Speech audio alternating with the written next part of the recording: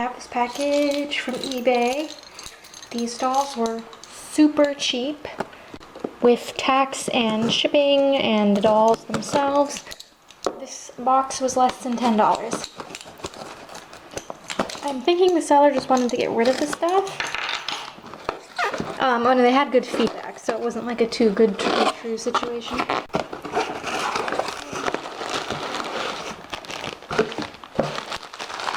Here they are. So we have Princess Magic Touch. Ooh, her dress is in really bad shape. But this was Colleen's very first doll, like fashion doll. We actually still have our childhood one, Marshalla, but we don't have her dress, and I had to reroute her because this hair type is like nylon, and ours got really frizzy. And I gave her a haircut as a kid, a bad one. I've shown her before in all my oddball dolls video. And then we have this Dancing Brook Kidcore doll. She's like the Native American Katie. Now this one, I think she could be just a Shenandoah Riding Club Katie, but she could also be from the American Heartland series, Stagecoach Annie. I haven't actually found exact pictures of this outfit. I think she's Stagecoach Annie because the seller had a lot of the like Heartland dolls. And then this is Heartland Gypsy Caravan series, Rosalie. So she's like the Gypsy Katie, and that's how Kidcore marketed them. I know that's like an offensive term, but that's how Kidcore marketed these dolls in the 90s. And then we have Jaslyn, who is also from the Gypsy Caravan series, and she's like the Kelsey from that series.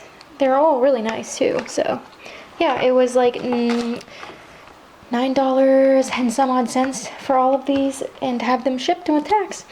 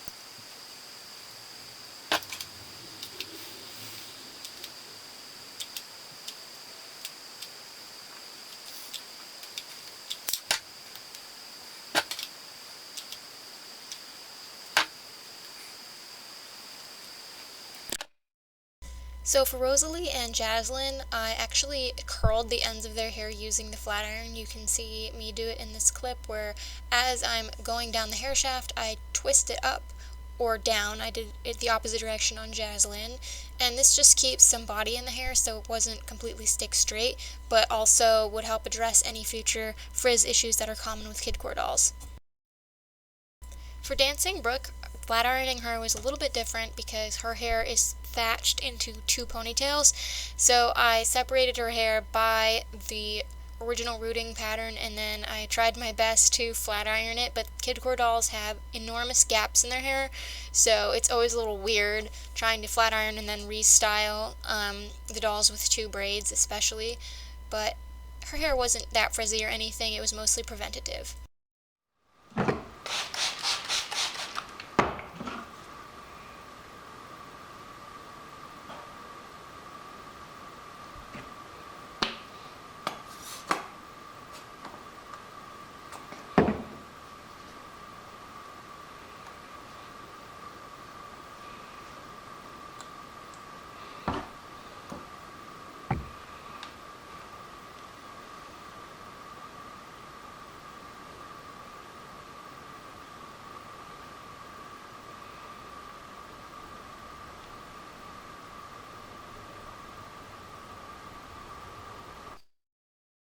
I did flat iron this Poodle Katie before crimping. The key to getting really nice crimps is to make sure that the hair is in the best quality before you crimp it. So boil wash it, flat iron it, whatever you have to do to get it as shiny and sleek as possible, and that'll ensure the best crimps.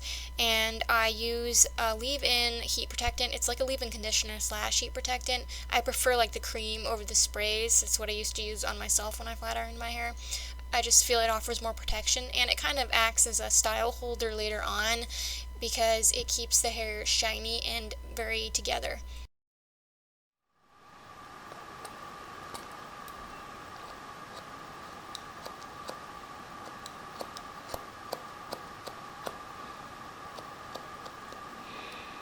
And I usually skim my dolls with the scissors after I flat iron them, especially with these kid core dolls because the ends of their hair are the problem. That's what creates frizz that travels up the hair shaft, so flat ironing it prevents that from happening, and then skimming the ends also helps. I've had dolls that I flat ironed years ago that get stored and dressed and used a lot, and their hair has not frizzed, which is amazing because when we were kids they would frizz within like a week or two.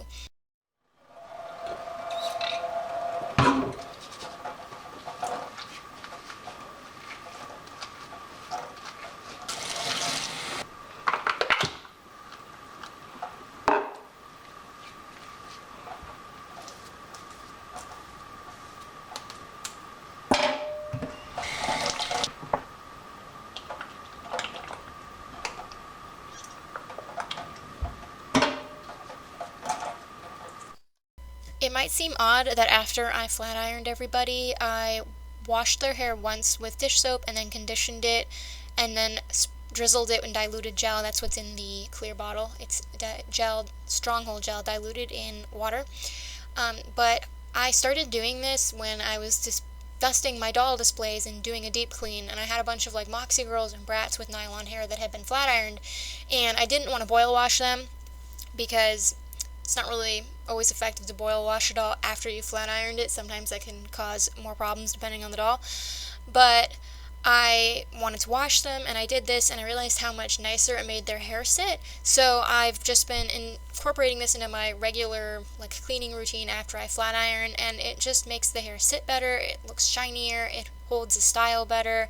I don't know. It's a little extra step I do. You don't have to, but I like to.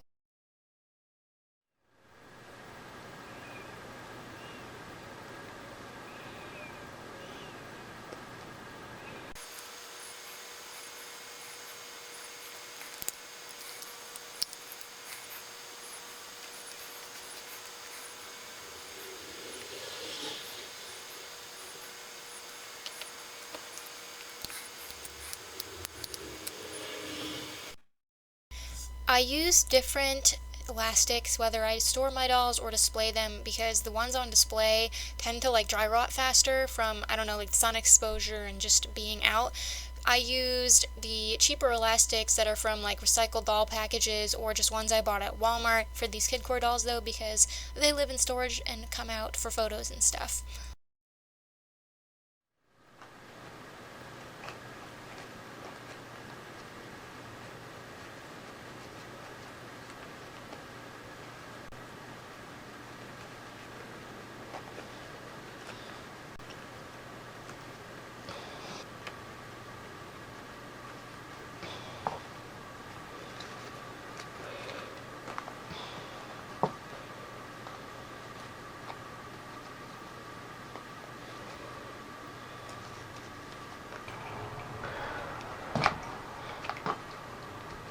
So I thought I'd show a comparison between our childhood Princess Magic Touch, who obviously doesn't have her outfit. This is a Sweet Soul Kelly outfit, and she was rerooted with leftover hair from my custom Odette doll.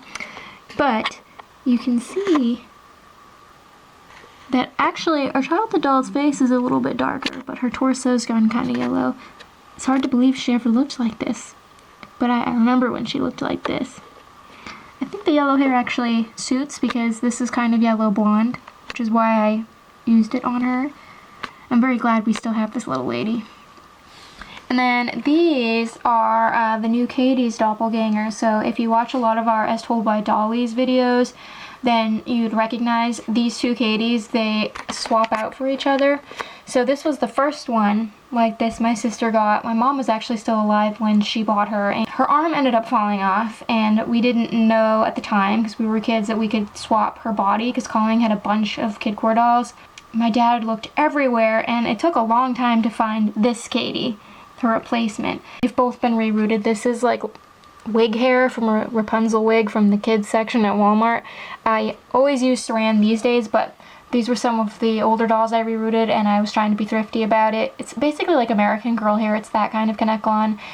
It's not my favorite. It was really hard to reroot because they have hard heads and not a lot of space for knots, and that hair doesn't knot very well. So I personally don't like using it.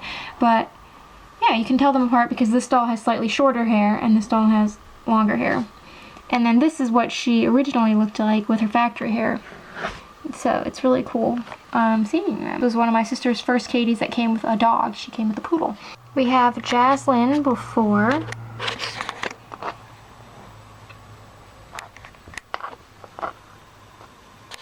Jaslyn after.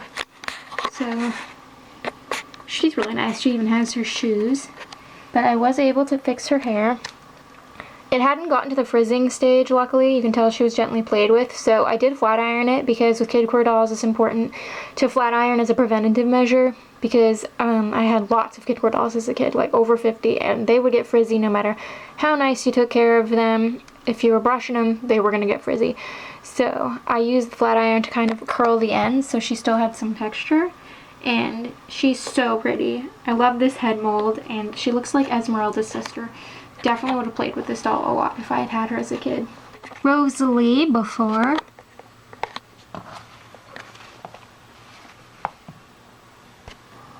Rosalie after. She is Colleen's only like Katie type doll that has pierced ears. Is she not the cutest thing ever? And I did the same thing with her hair as I did on Jaslyn. I used the flat iron and like turned it while I was flat ironing to keep the curls. So you can do that rather than like breaking out curlers and curling the hair separately. I find there's a little bit more control, and you get just like the nice tucked ends with the flat iron. She's adorable. Dancing Brook before.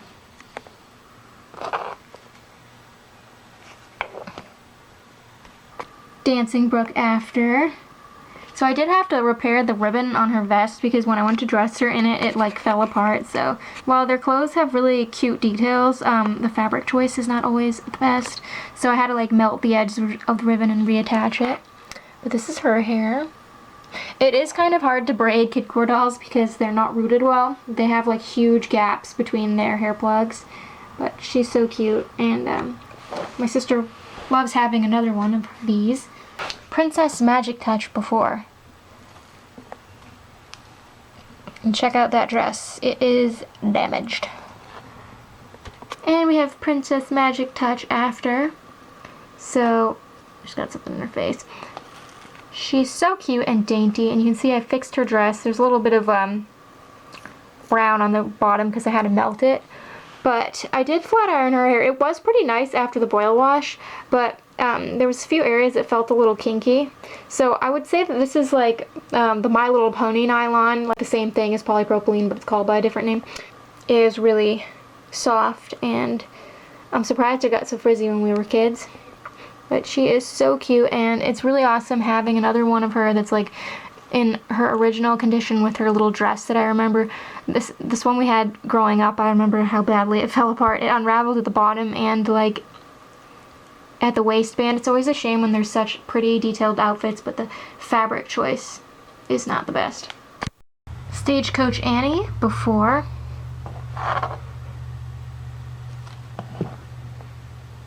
Stagecoach Annie after. This outfit is so cool. I love the little horses on it, and they all smell really good now that I've washed them, because the homemade laundry detergent, my last couple batches I made with different soaps, so it smells really good. And then I did flat iron all her curls out because the curls that she had, they were kind of greasy looking, and again, I didn't want them to get all frizzy, so I flat ironed her hair and gave her a little trim. She looks very cute. And Poodle Katie before.